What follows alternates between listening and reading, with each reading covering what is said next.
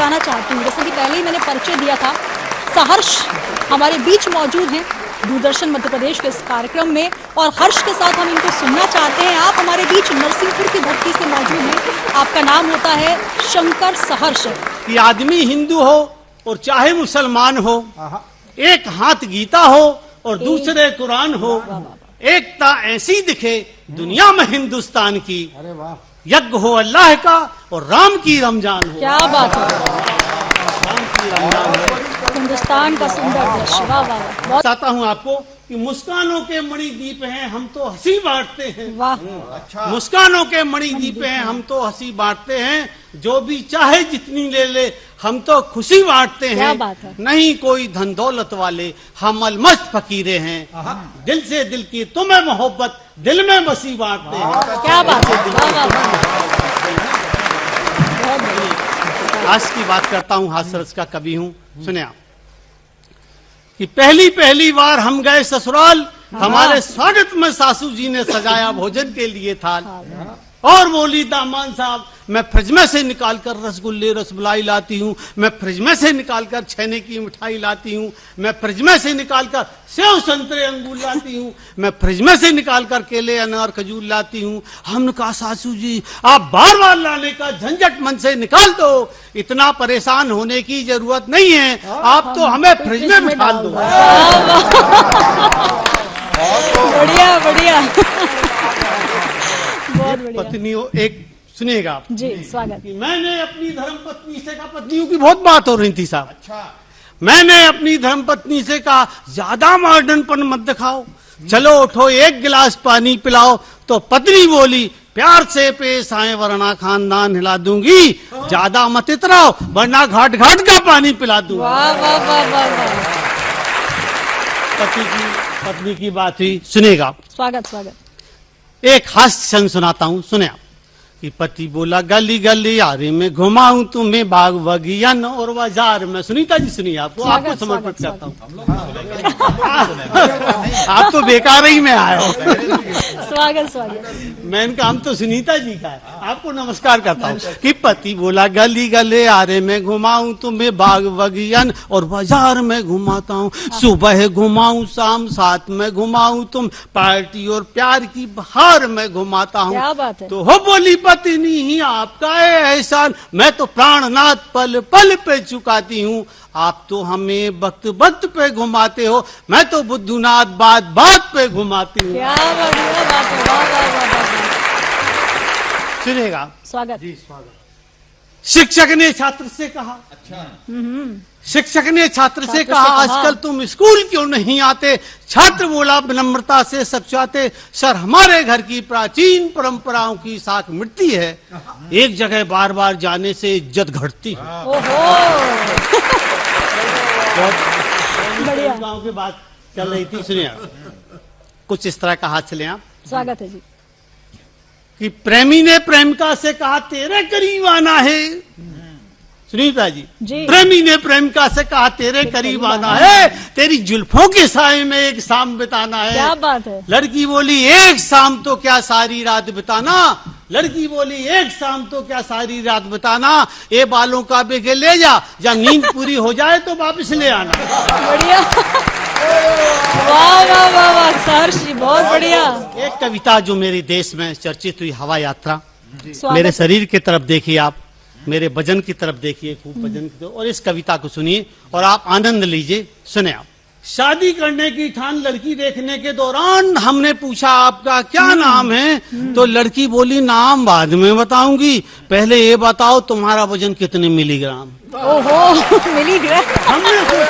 हमने सोचा सुनीता जी बहुत मजा आ रहा आपको शादी करने। सुनील भैया को भी बहुत मजा आ रहा, पता नहीं क्यों आ रहा। शादी हर्ष से सुना रहे, हम सहर्ष होकर सुन रहे हैं।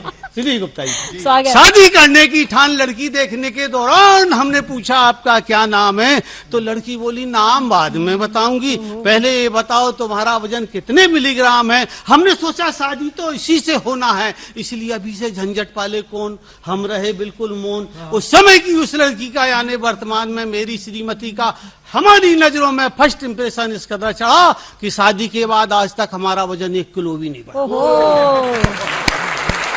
कभी कभार जीवन में आई बहार और किसी हफ्ते हमारा वजन 1 किलो बढ़ा, बगैर बताए श्रीमती जी की नजरों में चढ़ा तो मैं फौरन उन्हें सफाई देने सामने डट गया, पर जैसे ही उन्होंने मुझे घूर कर देखा मेरा वजन 2 किलो घट गया। ओहो, ताली अब बजेगी। सुनिए आप। जी जी जी, स्वागत। हमारी पत्नी खुद की आंखों में पट्टी बांधकर बच्चों को खेल खिलाती है, उन्हें पीठ पर बिठाकर गोल गोल घुमाती है। हम श्रीमती जी की आंखों में पट्टी बंधी पाकर बच्चों का साथ देते हैं और वजन कम होने से हम भी पीठ पर बैठने का आनंद उठा लेते हैं। बढ़िया। हरिशंकर प्रसाद जी कहते हैं श्रेष्ठ व्यंग जो होता है जो कभी अपने ऊपर भी करके दिखाए। बिल्कुल। श्रेष्ठ हम नेताओं के ऊपर व्यंग करते, पुलिस के ऊपर व्यंग करते, पति पत्नी के ऊपर व्यंग, परंतु अपने ऊपर भी व्यंग करके दिखाए वो श्रेष्ठ व्यंग होता है। बिल्कुल, बहुत उम्दा बात कही आपने। एक बार कवि सम्मेलन में हमें दिल्ली जाना था, भोपाल पहुंचकर वहां से हवाई जहाज मिलाना था, पर हमारी किस्मत फूट गई। भोपाल पहुंचने के पहले ही हवाई जहाज अचानक आंधी आई और हम उसके रुख के साथ मुड़ गए। हमारा वजन कम था इसलिए हम हवा के साथ दिल्ली की तरफ उड़ गए। आसमान में चला। अब तुमको क्यों मजा आ रहा?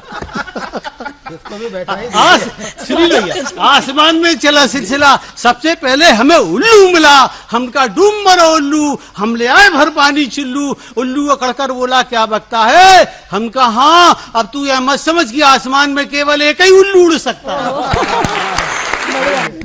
आसमान में हमें देखकर टिड्डी दल खिल गया, पास आकर बोला आज हमें टिड्डी दल का मरियल नेता मिल गया। आसमान में हमें देखकर नारद जी बोले तू हाथ से कभी शंकर शहर से मेरी पहचान में आ गया, तुझे चैन नहीं पड़ी, श्रोताओं को ढूंढते ढूंढते आसमान में आ गया। क्या बात है। श्रोताओं को ढूंढते ढूंढते आसमान में आ गया। आसमान में हम आत्मीय अनुभूति के साथ बढ़े, आसमान में हम आत्मीय अनुभूति के साथ बढ़े। अचानक परियों की खुशनुमा महफिल से टकरा पड़े। क्या बात है। हमें देखकर पहली परी बोली दुनिया में इस जैसा कोई स्मार्ट नहीं होता। हमें देखकर पहली परी बोली दुनिया में इस जैसा कोई स्मार्ट नहीं होता। दूसरी बोली पर ध्यान रखना ये बगैर किक का स्टार्ट नहीं होता। तीसरी बोली अरे जरिया जी आप बहुत मजे ले रहे हो। तीसरी बोली परियों को देखने आज जरिया जी की तरफ देखो, देखो थोड़ा। जी जी। तीसरी बोली परियों को देखने आसमान में आता है। चौथी बोली इसकी मिसेस को फोन लगाओ ये अपने आप को कुंवारा बताता है। पांचवी बोली हवा में उड़ता है कैसा इंसान है। पांचवी बोली हवा में उड़ता है कैसा इंसान है। छठवीं बोली क्षमा मांग ले मशक रूप में पवन पुत्र हनुमान है। कविता समाप्त करता हूँ इसलिए मैंने कविता लिखी, सुने आप। हमने सोचा इन परियों के चक्कर में कौन पड़े। अचानक तेज हवा आ गई और हम कविशे में लगी तड़पे। आसमान में हमने तरह तरह का आनंद उठाया। हमारी हवाई यात्रा ने हमारा वजन कम होने से हवाई जहाज से भी पहले हमें दिल्ली पहुंचाया। हमने दिल्ली पहुंचकर कवि सम्मेलन पढ़ा। सबको समर्पित करता हूँ इसलिए आप। हमने दिल्ली पहुंचकर कवि सम्मेलन पढ़ा। सुनिए, हमने दिल्ली पहुंचकर कवि सम्मेलन में पढ़ा साधना के शिखर पर चढ़े लक्ष्य की ओर अनबद बढ़े। साधना के शिखर पर चढ़े लक्ष्य की ओर अनबद बढ़े, इसके लिए हमेशा खुला मुहूर्त है। और आज देश के लिए हमारा वजन नहीं वजनदारी की जरूरत है। ये थे डॉक्टर शंकर सहर्ष जो कि हल्के फुल्के हैं ऐसा उनका कहना है, लेकिन इनके व्यंग, इनकी कविताएं और इनके जो धमाकेदार आपने हास्य की कविताएं सुनी है वाकई वो वजनदार हैं। और इस वजनदार कवि के लिए जोरदार तालियां होनी चाहिए।